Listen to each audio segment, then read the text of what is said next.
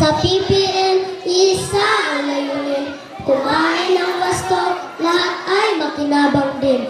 Nutrisyon ay hindi pribilehiyo ng iilan, kundi karapatang pangtaong ng siniman.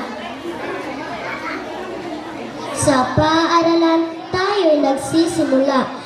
Pagkain ng tama, wastong gawi, disiplinang dala, baon ay masustansya, hindi puro alat at mantika.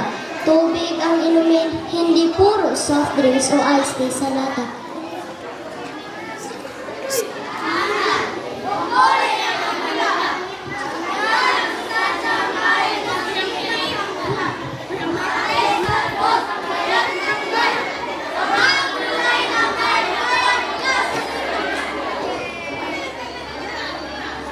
Sa barangay, ating katuwang feeding program gulayan sa paaralan.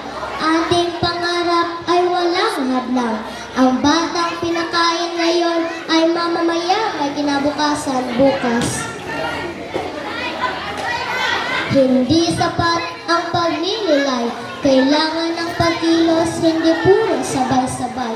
Magsimula sa sarili, maging huwara ng nutrisyon, kabutihan at pagmamalasakit sa bayan.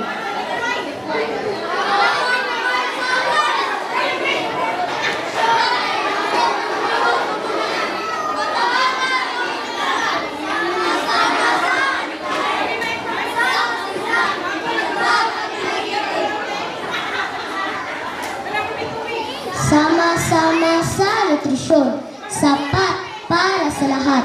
Ito ang ating panata, sigaw ng bawat puso't diwa, para sa kinabukasan, para sa kalusugan,